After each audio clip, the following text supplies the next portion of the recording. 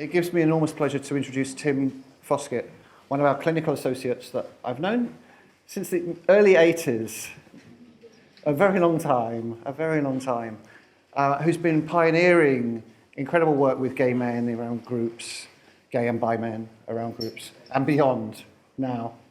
And we're going to hear about that. And I'm very excited to hear you speak, so take it away, Tim. Thank you. Thank you. Can you all hear me? Yeah, at the back you're good? A bit louder? We'll see what we can do. We're going to try and have the slides here and here so that everyone can see. So, I'm going to talk about It Takes a Queer Village, the therapeutic effects of large group experiences for gay and bi men. I'm going to tell you a lot about that. I see it as a phenomenon, and I'll tell you some about the history of that. First thing to say is that the phrase gay and bi men doesn't do it justice, because some of the people that come to our events don't identify as gay or bi, but nevertheless come to our events. And some of the people that come to our events don't identify as men. So it's actually difficult to find a language that precisely works with this community. GSRD doesn't do it because we are a subset. So I'm going to use those words. I'm going to use the word queer sometimes. You understand there's quite an array of people that we're talking about here. And I just want to say one thing about the word queer. Because I work a lot with gay and bi men, I know that there are some gay men, particularly, who find the word queer very difficult, very painful. It's a trigger word for a lot of people. It was associated with very severe trauma for a lot of people for a very long time. I use it. I think it's a good word. I think it's good that we've reclaimed it. But I want to acknowledge that it's not an easy word for some of the community that I work with. So, moving on. It takes a queer village.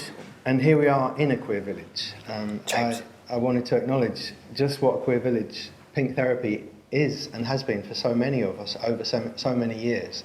And lots of the features that I talk about in the work that we've been doing and other people have been doing are exactly the features that are characteristic of what happens here. The connections, the friendships, the mentoring, the stories, the sharing, all sorts of things have happened to many of us at Pink Therapy over decades. So we're living in an example of what I want to talk about. I want to start with a little poem. Many of you will know this poem. It's about wild geese. You do not have to be good. You do not have to walk on your knees for 100 miles through the desert repenting. You only have to let the soft animal of your body love what it loves. Tell me about despair, yours, and I will tell you mine. Meanwhile, the world goes on. Meanwhile, the sun and the clear pebbles of the rain are moving across the landscapes, over the prairies, and the deep trees, the mountains and the rivers. Meanwhile, the wild geese high in the clean blue air are heading home again.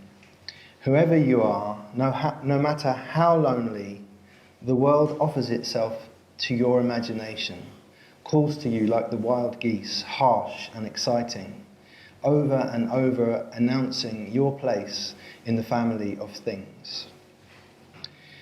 And it's the phrase family of things, announcing your place in the family of things, that I was touched by thinking about this work. That I think one of the things that large groups give us as queer people is almost the first experience of seeing ourselves in a queer family of things and where we are within that family. My first experience of a queer village of a kind was the NUS, as it was in those days, lesbian and gay campaign. I was 19 years old in 1985, I think in Manchester University, and it was an extraordinary experience for me to meet in a group about this size, maybe a bit younger on the median, of LG and other actually activists, and talk about our queerness in different ways. And I remember the experience of doing that in daylight. Like, I'd been to gay pubs, I'd been to gay clubs, but I'd never been with other lesbian and gay people in daylight before. And I'd never spent more than a few hours before with those people. And we were coming back day after day. And something like my head exploded a little bit. And of course we know since the decades that happened from all the neurobiology that we now understand that probably something in my head did explode. There was a release probably, there was a neural pathway that began to experience something completely novel, to be with my peers for the first time. Various other things happened, and then about 10 years later, I went to an Edward Carpenter Community Week. Edward Carpenter is one of the communities that I want to mention today. And here I am, I'm the one with the curly hair, talking to a couple of the elders in that group. Ted is on the top, he sadly died last year, and Phil Parkinson was one of the facilitators of that week, a well-known queer therapist to many of us, I'm sure.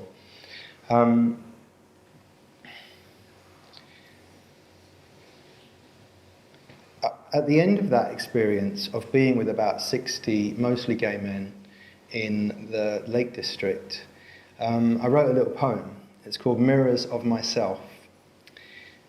3 lines, very simple. Who I once was, who I am today, who I may become. And again, it was extraordinary to see this range of people that had something to do with me. And particularly, actually, I remember being really taken by the older men there. There was something about how they lived. They lived outside a box that I didn't even know existed, some of them. And it was extraordinary to meet them as a young-ish gay man at that time. We'll move on. So, this is one of my difficult segues. I'm going to talk about the history in a minute, but I wanted to say something about why might these groups have formed? Why might these things be important? And I want to read a piece of text from an article about homophobia and particularly the impact of homophobic trauma on gay men, written by somebody in this audience, Stuart Stevenson. I'm not going to ask you to put your hand up, but it's a beautiful piece of writing, as Stuart's work always is. So, homophobia is a hatred of intimate and sexual relationships between people of the same sex and of those who reject aspects of gender conformity. It is a deep-seated attitude damaging to the one who hates and the one who is hated. It often involves acts of treachery and betrayal towards vulnerable children, adolescents and adults. Although primarily aimed at people who are LGBTQ+IA, homophobia is also an attack on human connection and understanding. It grows out of and is sustained by toxic masculinity, misogyny, and gender binarism. It has a wide arc from microaggressions to murder and can range from a mean-spirited absence of reciprocity or mutuality to something more violent, seeking to attack potency in mind, body, and spirit. The experience of homophobia cuts deep and gnaws away subtly at your sense of self, making you the receptacle of a poisonous hatred which leaves you feeling excluded, unlovable, and an object of disgust. Homophobia can be internalized in feelings of shame, despair, and self-hatred, and can lead to dangerously self-destructive acting out. It can take up tenancy in the minds and lives of members of the LGBTQIA+ community, poisoning intimate relationships and curtailing freedom of mind. I think it's easy in the airbrushed Netflix story of gay men to forget that this went on, goes on, and that people live with the residue of this, even if their lives don't particularly look like it at some level. Of course, this is true for pretty much all queer people, but I want to just, obviously the work that we're talking about today is to do with gay and bi men, principally. And I think that this movement, I do see it as a movement of different kinds of large group experiences, is in some ways an antidote to that poison. I'll talk about why I think you'll see why there's an antidote, but I think that's a good way of thinking it. That if we have been poisoned, we need an antidote, and this is one of the ways in which some of us have found that antidote. And one of the big aspects of that poison is masculinity, maleness, how we are policed to perform maleness all through our life cycle from age 0. And the work that then needs to happen if we want to live an authentic life. Enormous work that needs to happen if we want to live an authentic life. Remembering Alan Downs' model in Velvet Rage, he talks about 3 phases, many people will know them. The first is being overwhelmed by shame, and that many queer men live in an experience of being overwhelmed by shame. If we're lucky enough to move through that phase to phase 2, we move into overcompensating for shame. So I have to have the best job, the best body, the best boyfriend, the biggest house, this kind of idea. And lots of variations in that. But if you think about your own life, and how we overcompensate in some sort of public relations kind of way. And only if we choose to work through that do we get to stage 3, authenticity. What it is to be an authentic human being. In a gay, male or bi experience of life. What authenticity looks like. I guess some of what happened to me at the Edward Carpenter Week I went to in '96 was I saw some examples of queer authenticity that I had not seen before. In the events that I'm going to talk about in a moment, there are people from all of those 3 phases, overwhelmed, overcompensating, and exploring authenticity. And of course, we all move backwards and forwards between those phases anyway. And I think these events need to be organised around, with the recognising the reality of that. This is a nice little campaign that somebody did a few years ago, reframing standard tropes around masculinity, and I find this one touching. So I said I'd share some history. I'm going to run through some of the gatherings and organisations that I'm thinking of. The first of those is the Radical Fairies. Set up the first gathering of Radical Fairies was in the States in 1979. It was set up by these 2 people, Harry Hay and John Burnside, and a third person, Don Kilhefner. Harry Hay is famous for creating the first gay, well, in those days, homosexual organisation in 1950 in America, the Mattachine Society. For people who are interested in queer history, the Mattachines were 17th century dancers who played with gender. And he took that name and created the Mattachine Society. He resigned only 3 years after he helped to create it because he couldn't abide the assimilationist model that was adopted by that organisation, that really was looking at 1 + 1 living in a white picket fence house. That was the level of demand, really, that the Mattachine Society wanted. And Harry Hay, even in 1953, he was a communist, he was very much part of the counterculture. He said, queer people have so much more to offer than that. And if we just go for that, the universe will lose out all of the rest of what we have to offer. And so the vision of the Radical Fairies was born. There were various things that happened, but the first proper meeting happened in 1979. I don't know how much people know about the Radical Fairies. Very interesting movement all over the world. Very colourful, very drag, very queer, very gender playing. Lots of Radical Fairies choose their own fairy name. In the early days, they were almost always in the femme category. It was nearly always men. These days, it's a bit more of an open community. Everyone is welcome who identifies and wants to be there. This is a farm in eastern France that is owned by a network of fairies in Europe, a very large network. We all put money in, and this is called Voltaire. And the organisation that owns it is Les Amis de Voltaire. extraordinary space and group of people. Lots of gatherings of 40, 50, sometimes 100, sometimes more. I think one in America has 400 people over one of the May bank holidays in America. So going chronologically, the next organisation that I came across is Adodi, which Wayne Mertens-Brown is going to be speaking a little bit about this afternoon. I believe he's well enough to do that for us.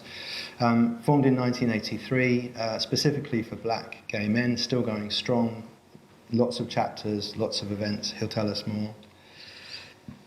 Body Electric, bit different, educational establishment, but also a community teaching erotic massage, eroticism to men. I was struck by how many of these organisations began in the 80s, and then I realised that, of course, they began in the 80s.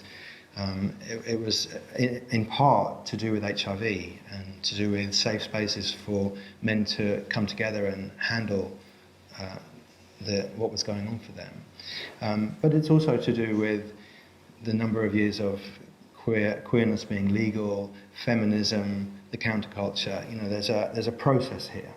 So it's fascinating that so many of these organisations began in the 80s. The next one is the Row Labour Day Retreat. It happens upstate New York. 125 men meet there regularly. Been going for a very long time. The Eber Carpenter community that I mentioned began in 1985-ish. There was a bit of something before it, and then it formalised in 1985. Still going strong, mostly in the UK. There's a retreat centre in upstate New York called Eastern Mountain. Wonderful place. A queer spiritual centre, mostly focused on gay and bi men, but not only. Big vision. Many people go through there every year. Our work began in 2003, founded by myself, Dennis Carney and Alfred Hurst. Dennis retired a couple of years ago from our work, sadly. Alfred and I are still there, and we have other people involved now. I want to do a shout out to Tracy Wolfe, who is in Norwich watching this presentation. Tracy was the administrator of PACE at the time that we set up Loving Men, and was very important to making it all come true. So, sending you love, Trace. Tantra for Gay Men, UK based, but has emigrated to the United States, do lots of erotic work. I think I would call it Neo-Tantra. Obviously, Tantra is an ancient and vast spiritual practice. Neo-Tantra is some people taking aspects of that and applying it in the contemporary time. The Quest, based in London, does work in the UK, uses a lot of Brené Brown's ideas, cultivates a community for people, an educational program and community again. The Stretch Festival in Berlin has been around for 8 years now, maybe a bit longer. They run festivals 2 or 3 times a year in Berlin, but they also run a place called The Village, signified at the top there. It's a permanent space, a permanent community space in Berlin. All sorts of amazing things happen there, human-friendly, developmental things. Queer community, big cohort of trans men involved in that community, as well as gay and bi men. Very, very interesting, very exciting work. So zooming out from gay bi men, just wanted to mention Trans Beryl. I think someone was going to speak to that. Maybe someone will speak to that a little bit later on. Just thought it was interesting. There's another group of men meeting on a collective basis to do developmental work. Obviously, not all of them are gay or bi, but some of them are. So that's zooming out from the gay bi experience, and again zooming out a bit more. Queer Spirit Festival, I think, is in this stable, as it were. Big gathering, 150, 60 people, I think. Another one planned for next year. Very diverse in all kinds of ways, if you fancy a bit of that. And zooming out even from the queer lens to acknowledge something called Menfest, which is open to anyone who identifies with the word man or male. And yeah, it's an interesting place. There's some very good affirmative work around queer men. Also has a significant number of black men, men of colour involved. a consciousness around diversity, even though the majority of people there are straight men, straight cis men.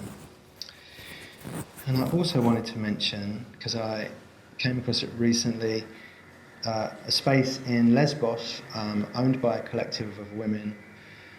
Leah has visited and will be available for questions later. It's a very new project, but very ambitious ideas to build queer community, and in particular for women on Lesbos. So it gives you a sense of some of the range that we're talking about, and you probably can see why I see this as some sort of movement and not a flash in the pan. Some of these organisations are celebrating their 40-year birthdays. So what happens at these events? Well, I tried to sort of capture a few ideas. So first of all, there's a very warm welcome. I think this is very important for queer people in general. We have had so many experiences of being unwelcome, or of not being embraced or understood, or going back to 2 years old perhaps, over and over again, not quite in the right place, not quite the right walk Jaron was talking about, not quite the right this, not quite the right that. So I would say it's a feature of all of these organisations that there's warmth in the room and there's welcome in the room.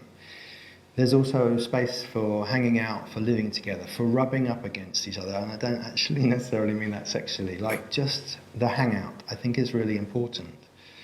Like I said about being in daylight with each other and coming back the next day and having a hangover or having a different mood than yesterday, and the relationship that comes from that.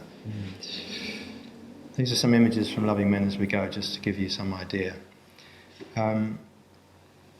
So there's often, all these organisations do it a bit differently, but there's a lot of overlap. There's often workshops, consciousness raising was used earlier, support, so there's an emotional element to it, skills sharing, education, space to experiment. So I would say that's a big feature of that, and I think it's a big feature of therapy outside the therapy room, is that you don't just talk about it. Okay, we can experiment in the therapy room, but if you're in one of these events, you are experimenting with yourself every minute, really. So it's a very lived experience. Most of these spaces, and what distinguishes why I'm not talking maybe about Bear Weekend or other organisations, there's an invitation and some facilitation to vulnerability, authenticity, self-expression, sharing, emotional processing. There's a lot of play at these events, and there's an aspiration towards a shame-free space rather than the shame-overloaded space that so many of us inhabit. Some pictures of some of the activities we might find ourselves doing. This is a particularly famous colour fight, I don't know what you call it. I guess a lot of that adds up to intimacy, and in that realm, a lot of these organisations focus on body or somatic practices. Sensuality is big in this world, sex-positive dialogue, narrative. There's a lot of touch. And then I would say in the last few years, particularly the last few years, a focus on consent culture and a conversation about consent, which wasn't necessarily there from the beginning. And the Me Too movement, I think, has rightly brought a lot of those issues to the forefront. And there is more of a dialogue about those issues within these organisations now. I wanted to say something about sex. So the first event I went to with the Carpenter community, one of the facilitators was Lionel Reed, who also sadly no longer with us, another grandfather of person-centred queer therapy. And he did this talk at the beginning, and he said, one of the things that's really good about being here for a week is you get to track your nervous system for a whole week in community with other gay men. And he said, in his experience, the first 48 hours, there's an awful lot of hormonal activity going on. And after 48 hours, it settles down a bit. And we begin to see each other differently, and we get to know each other, and different levels of attraction come forward, different levels of attraction move back. And there's room for that sort of thing. And I found this very helpful, and I have to say that the main thing strangers to this work say, whether they're gay or whatever their sexuality, is, oh, I suppose there's a lot of sex, I suppose there's orgies, I suppose there's an all-night orgies. It's like, I've heard that so many times. And I'm not saying that people don't have sex, and I think all these organisations would consider themselves sex positive, but it's a much smaller slice of the pie. It's a much smaller slice of what's important and what's going on for people there than it is in the minds of most people thinking about it. And of course that tells us something about the world that we live in. I wanted to say something else about something, but anyway, it's gone. Okay. So the last little layer is around diversity. So obviously queer men come in all shapes and sizes, all races. Some of these organisations have worked really hard. I would say Loving Men is one of those organisations to really be a representative community. And that takes a lot of work to be active in that. One of the big challenges at the moment is the socio-economic gulf between the people who have money and the people that don't. When we began 20 years ago, many people could afford to go and do something like this. And when I talk to younger people these days, it's like it's so far away from their reality to have even 300 quid, which would be a concessionary rate, but even 300 quid to come and do this is way beyond what people would consider possible. So we do various ways of fundraising to make that more possible, but these are the sorts of things that we need to be thinking about. Lots of gender fuckery, I've talked about, that's the technical term obviously, I've already talked about that. Intergenerational, very important part of what we're doing. A holism, body, mind, heart, spirit, all of that can be in there. Some of those organisations are more explicitly spiritual. I would say most of them are not explicitly spiritual, but there's a spirituality that many people are enjoying at some level, usually quite personally. A lot of it happens in nature. I think that's an interesting phenomenon, that queer men, I've remembered what I wanted to talk about, body and why body is important. Queer men often congregate to urban, and it's interesting that a lot of these gatherings happen out of urban. Not all, but quite a lot of them. And ritual, different people have developed different kinds of ritual, and they're often a part of some of these events. They're very person-centred, you can join in to the extent you want to and so on. Just going back to body, so I think it's interesting that many of these organisations have things to do with body, and of course I think where the primary wounding is for many of us is to do with our bodies, to do with our desires, to do with our physicality. And it makes sense to me that these organisations have grown out of that and have responded by engaging very strongly with the body, with eros, with touch, and with connection that is actually pretty rare for a lot of gay men, conversely to the stereotype. I see we need to move on. A little bit of gender fuckery, a little bit of ritual, a little bit of intergenerational contact. Okay, so I wanted to show you 2 minutes of a film that we made a few years ago at Loving Men. And I think we're going to be able to do that at the press of a button. This is just a few people sharing some of their experience so that you have some idea. The main thing for me about Loving Men is community. Being with other gay men, gay bisexual men, in a space where it's okay to talk about a lot of things where perhaps in other parts of my life, talking about them could be problematic. There's a real sense of connection and a sense of brotherhood as well, which has been really nice. Regarding the diversity of the people who attend Loving Men, it's a great variety. From ethnicity to age and to health status as well. And I remember we have to stand in a circle, go from the youngest to the oldest, and we have people in their 20s, in their 30s, up to in their 80s. It's been such a nicely balanced week, with just enough working on yourself, relaxation time, so much to do. Just being here is fantastic. So Loving Men really helps you to form deeper relationships, which is not about sex, it's not about drugs, it's not about being shallow, it's something else, and that's been really important for me. But also, even I think that just the whole process here is all about relationships. So it's how we relate to each other, and the workshops and all of that is about relationships. It is about love, intimacy, and maybe some sex in there too.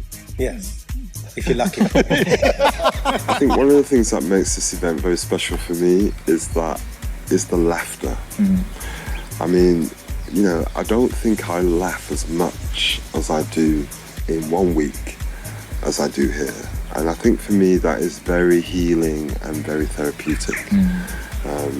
And it's something that I look forward to every year. I learn about humanity, and I learn about diversity. I learn about integrity, and I was moved about the willingness to connect as human beings.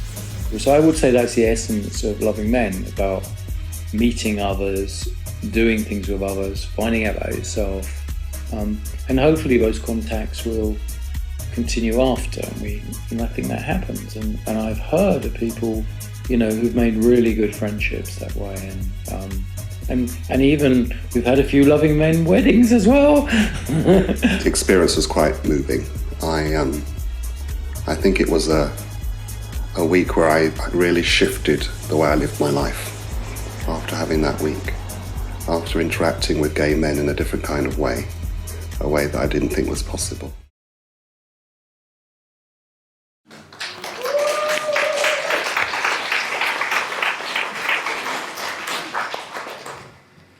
So the person who spoke about laughter was Dennis Carney. He was one of the founders.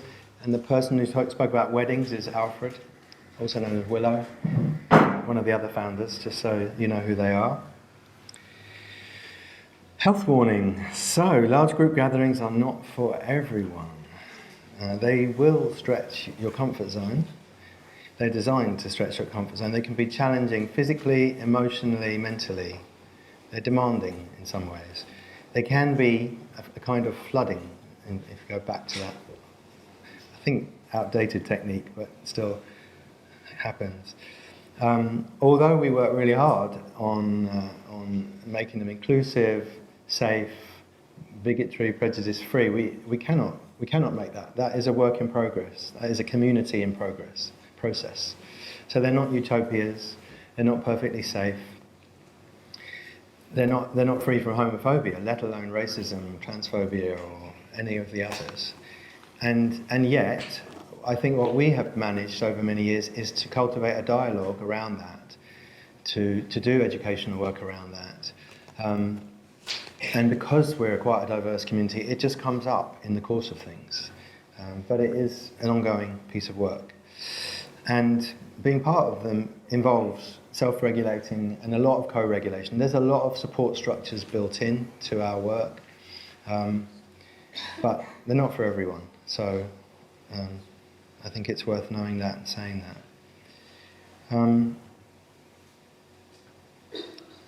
The word emotional roller coaster is sometimes used by people who do this. I'm putting you all off, aren't I now? But you get the idea that it's something to weigh up with people. And there needs to be a certain amount of readiness for that, I think, if people want to come. I want to talk now, just briefly to end, about what I think is therapeutic about some of this, or what the therapeutic aspects of this might be, and to use some of our therapeutic knowledge. Talked about holism, and I think one of the great advantages of an intense workshop is you can't escape yourself. I think it's Thich Nhat Hanh who said, we live in communities in order to come up against our edges, in order to grow. That's why we choose. That's why some people choose to live in community. And we do that psychologically, emotionally, but also behaviourally. You're walking around a venue that's got 80 or 100 people in it. You're interacting. It's going on all around.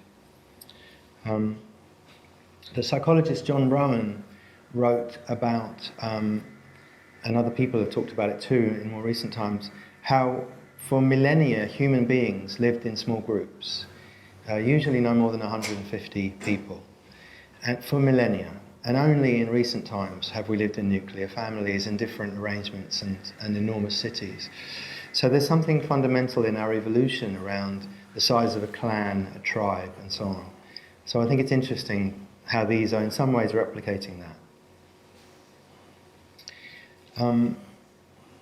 Some of you will know Irvin Yalom's ideas about groups. He postulated these in the 70s, and they have been researched quite a lot, and we know that groups, there is evidence to say that groups do a lot of these things, but this is what his ideas were, that something about just being part of a cohesive group was a therapeutic experience. And when he wrote this for the general population, when you think about it through a queer lens, coming together and cohering is something of a miracle and has something of a miraculous effect on the brain. He talked about catharsis, so a space to relieve ourselves of feelings, just talking to each other, just sharing our stories. You probably have your own experiences of what you'll share in a queer space compared to a normative space. For most people, they're worlds apart, and we need those spaces, therefore. I've lumped three things together. Identification, normalization, and universality. So that mirrors of myself, seeing, oh, I feel like a bit like that, and I don't feel like that. But somehow we're in the same room, we're in the same community. And the psychological work that goes on with that. Normalization, again, really, I think really important for almost all minorities. But let's say with queer people, like we for so many years have felt odd, weird, separate, the only ones. And to suddenly find ourselves as part of the normal curve of a queer space, it does something to your neurobiology to do that. Interesting, I talked to somebody who recently was diagnosed with synesthesia, which is a neuroatypical diversity. And they went to a big thing with 100 other people with synesthesia, and for the first time in their life said, you know, I reframed weird. I'm not weird. And I think we need these collective experiences to reframe weird and to own legitimacy, validity as to who we are. Weird's great, nothing wrong with weird, but there's also something about not feeling weird sometimes. Universality, discovering the human truths underneath all the other layers that we pretty much all experience. And we find those in these kinds of places. Self-understanding, interpersonal learning, kind of obvious things that we get from being in groups and communities, intimate groups and communities. And finally, the one I like the best, installation of hope, that it doesn't mean everyone leaves an event with, you know, radically changed, but most of us go away from a good collective event a little bit more hopeful about who we are in the world, who the community is in the world, what's possible. That seems to be part of a good group experience. I'm sure there's many other things that we could talk about, but those are some ideas that Irvin Yalom suggested a long time ago that I think hold true. So I want to almost finish with a quote from a Jungian analyst called Harman Broe, which appears in a talk by Francis Weller, who's another psychotherapist. These images, there's three images, and they come from an article called Queer Space, Why They Are Important. The groundwork of good psychotherapy seems to me to be community. Since so much of therapy is confession, empowerment, transformation, and initiation, all of which have been done for centuries through the rites and disciplines of community, we would be crazy to ignore this. But the problem with the consulting room is precisely that it is low on community. We have to solve that one, whether through careful linkages to existing communities or building new ones. Fascinating line in terms of what I've just been describing, the building of new communities. There's a final forgiveness and a final authorization to risk that a therapist can't give, but a community can. Harmon Bro, quoted in a talk by Francis Weller. So just to finish up, a little advert for, no, not an advert, you obviously want to know what's coming up from providing that information. So the first one on the left is happening in November. It's an online on Zoom workshop. All of these events are for gay and bi men and non-binary people who are attracted to men, and anyone in that zone that wants to come. So this is called Love Comes Quietly. We're going to use a talk actually by Francis Weller, not the one that I just quoted, but a different one, where he just talks really beautifully about love and relationship, in friendship as well as in other intimate relationship. And it just continues a conversation we've been having for 20 years. And so we'll be working with that, and then we'll be working in smaller groups. Loving Men at New Year is our big event happening over the New Year holidays, 3 days. We have bursaries available for people on low incomes. If you know people who are on low incomes who would benefit from this, we're really keen to use those bursaries for people who might be intersecting with other identities, younger people, trans people, and people from the black and brown communities. Particularly, but it's open to anyone who needs help with finances. Please pass that on to people. It's one of the hardest things to get that out there. And then in January, we've got another online workshop called Opening Up, which is about enjoying your bum. Freud said the royal road to something was through the dreams. I think the royal road for a lot of gay men is through their anus and their relationship to their anus. And we need to talk about it and play with it and talk about it. And that's what we do online in the privacy of your own home. So, thank you very much.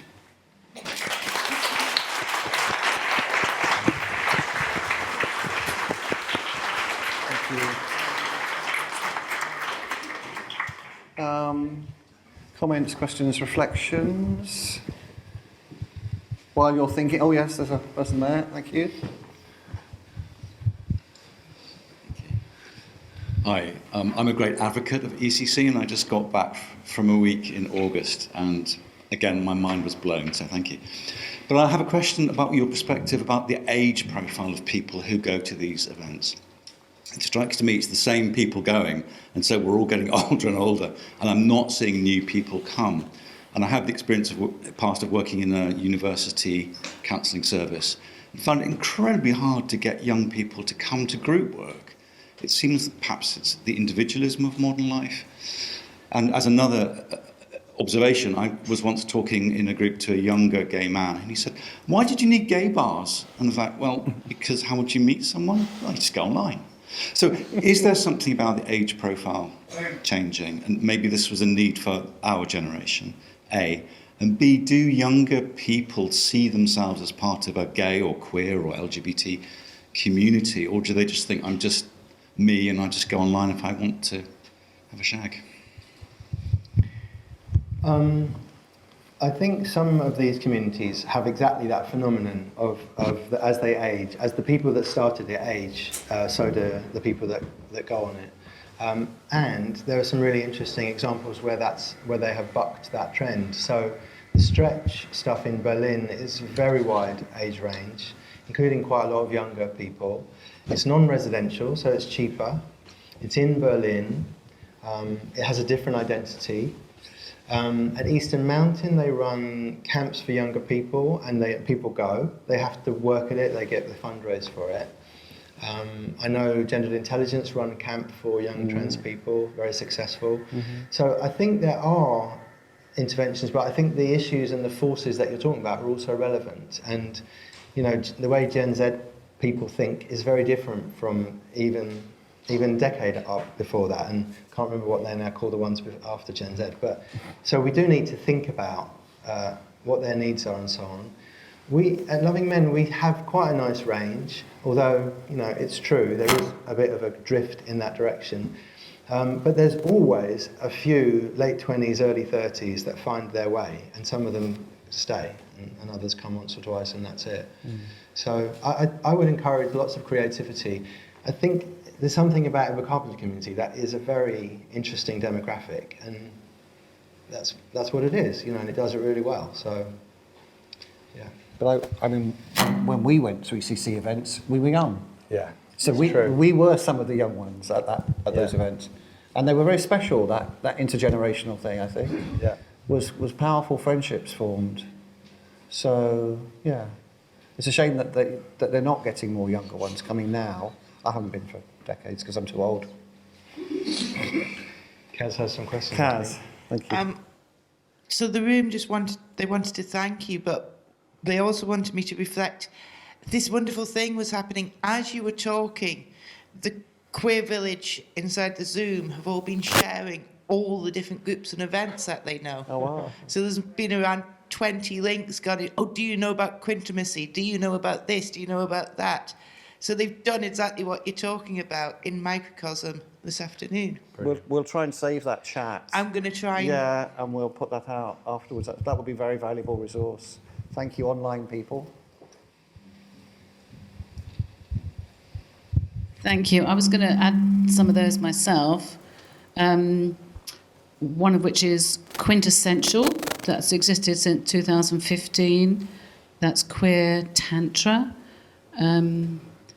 And that certainly has included some people in the 20-30 kind of age group. And my experience of the Radical Fairies also includes people in that age group. And it's worth pointing out that it's now more open to people of all genders. And I think it's a really an interesting thing to do because it is also ecological and spiritual and a bit pagan. And there's a lot of really lovely heart shares.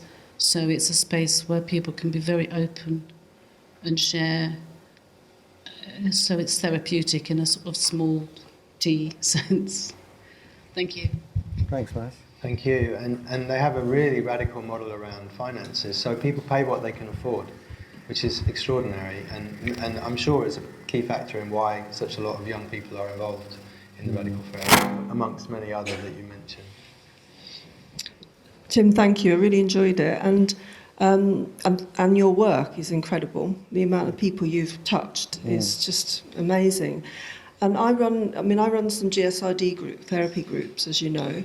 I wondered if the encouragement from today, from Dominic at the beginning, from you, is that more of us are reaching out to groups of people, are pulling in, queer community groups, whether it's group therapy or residential. Where's the training that you would recommend for that? And what do you think are the qualities needed for a therapist to move from an individualistic kind of therapeutic relationship to one that includes group and community? Wow, enormous questions. Thank you. There's not a lot of good group training in the UK. There are pockets of it. The Gestalt Centre do a reasonably good course. Somewhere else. You were running a course yourself. Yeah, I run an intro weekend, and Alfred and I are thinking about doing a certificate in group facilitation. Maybe at the end of next year. It's like we've been talking about it for a while, and so watch this space. Some of that might be happening. The skill set is obviously you bring a lot from one-to-one work, but it's a big skill set. It's a lifelong learning to run groups well, and you just have to start. You just have to buy the books and read them and join a group. I think learning how to read a room and learning how to support people to talk to each other rather than you be in dialogue with them is the biggest shift that we need to make. And co-facilitation, ideally. Yeah, and especially if large group stuff, like a lovely representative team is the way to make this work. Co-facilitation is very helpful for starting out, yeah. Thank you. I think we're going to need to stop because we've got to keep going. Marco, I saw you with someone though. Is there no? You're not. Great. Okay, so thank you, Tim, very much for that. Thank you.